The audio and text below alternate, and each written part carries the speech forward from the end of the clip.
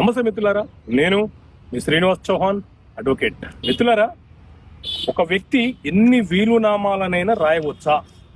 ఎన్ని వీలునామాలైనా రాస్తే చివరగా ఏ వీలునామా చెల్లుబాటు అవుతుంది? సో మిత్రులారా, మన దేశంలో రిజిస్ట్రేషన్ యాక్ట్ ఉంది, అలాగే ఆస్తి బదలాయింపుల చట్టం ఉంది.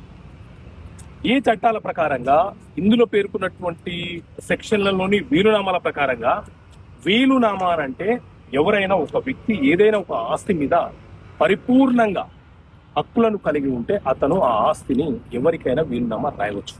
అయితే ఆ వీలునామా, ఒక వీలునామా, మొదటి వీలునామా రిజిస్టర్ అయి ఉండి రెండవ వీలునామా అన్రిజిస్టర్ అయి ఉంటే రిజిస్టర్ అయిన వీలునామాకి చట్టబద్ధత ఉంటుంది. ఆ వీలునామానే చెల్లుబాటు అయ్యే అవకాశం ఉంటుంది. అయితే ఎప్పుడైనా ఒక వ్యక్తి మొదట ఒక వీలునామా రాసి దాన్ని రద్దుపరచకుండా రెండవ వీలునామా రాసినప్పుడు మొదటి వీలునామా యొక్క విషయాన్ని కూడా రెండవ వీలునామాలో ప్రస్తావిస్తూ ఆ అంశాన్ని రెండవ వీలునామాలో తెలియపరుస్తూ రాసే రెండవ వీలునామా ఏదైతే ఉందో అది మనుగడలోకి వస్తుంది.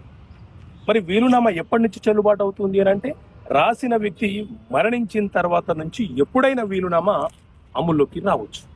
దానికి లిమిటేషన్ ఇంత కాలంలోపే ఆ వీలునామాని అమలు పరుచుకోవాలనే నిబంధన ఏమీ లేదు. ఎందుకంటే మరణించిన తర్వాత వీలునామా ఎవరైతే రాశారో ఆ వ్యక్తి మరణించిన తర్వాత ఎప్పుడైనా సరే అమలులోకి వచ్చేస్తుంది.